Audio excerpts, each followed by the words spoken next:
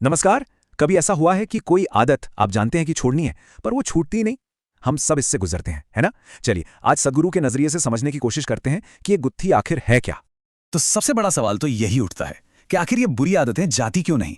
हम सब नए साल पर कस्में खाते हैं, रेजोल्यूशन लेते हैं, लेकिन कुछ ही हफ्तों में सब कुछ पहले जैसा। ये साइकिल बार बार क्यों चलता है? इसका असल कारण क्या है? अब देखिए, सद्गुरु कहते हैं कि अगर हमें इस साइकिल को तोड़ना है ना, तो हमें अपना नजरिया बदलना होगा। प्रॉब्लम आदत नहीं है, प्रॉब्लम है मजबूरी। सुनने में ये बहुत छोटा सा फर्क लग सकता है, पर यकीन मानिए सारा खेल इसी एक शब्द में छिपा है। तो ये मजबूरी या कंपल्शन है क्या चीज़? इसको ऐसे समझिए जैसे हमारा दिमाग एक ऑटो पायलट मोड पर चला जाता है। ये हमारे मन में, हमारे शरीर में, हमारी भावनाओं में इतने गहरे पैटर्न बन चुके हैं जो हमारी पुरानी यादों से बने हैं। ये वो चीज़ें हैं जो हम बिना सोचे समझे करते चले जाते हैं, बिल्कुल एक कंप्यूटर प्रोग्राम की तरह। और हाँ, ये सिर्फ सिगरेट या शराब जैसी बड़ी बुरी आदतों की बात नहीं हो रही है। ये मजबूरियां तो हर जगह हैं। जिस तरह से हम बैठते हैं, खड़े होते हैं, मन में जो एक ही तरह के विचार बार बार घूमते रहते हैं, जिस तरह से हम किसी बात पे रिएक्ट करते हैं, हमारे खाने पीने की आदतें, अरे हम अपना फोन तक कैसे पकड़ते हैं, ये भी एक मजबूरी हो सकती है। अध्यात्म की भाषा में कहें तो इन्हीं गहरे पैटर्न्स को कर्म के निशान या कार्मिक इम्प्रिंट्स कहते हैं। अब यहाँ कर्म का मतलब अच्छे या बुरे काम से नहीं है। इसका सीधा सा मतलब है याददाश्त या मेमोरी। ये वो यादें हैं जो इतनी गहरी बैठ गई हैं कि अब लगता है जैसे हमारी जिंदगी की लगाम उन्हीं के हाथ में है। इस पूरी बात को समझने के लिए एक बहुत मजेदार कहानी है। एक माँ सुबह सुबह अपने बेटे को स्कूल के लिए उठा रही थी, पर बेटा जाने को तैयार ही नहीं।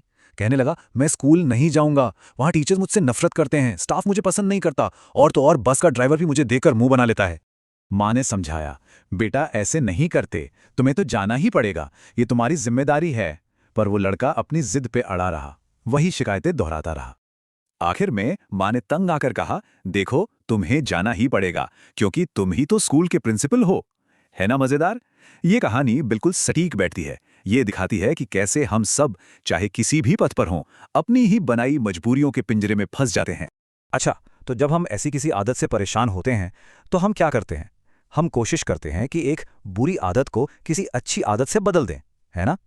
पर क्या हो अगर ये तरीका ही गलत हो, अगर हम लड़ाई ही गलत दिशा में लड़ रहे हों? और यहीं पर एक बहुत, कह सकते हैं, चौंकाने वाली बात सामने आती है। सद्गुरु का कहना है कि अच्छी आदत जैसी कोई चीज होती ही नहीं। उनके हिसाब से सारी आदतें बुरी हैं। क्यों?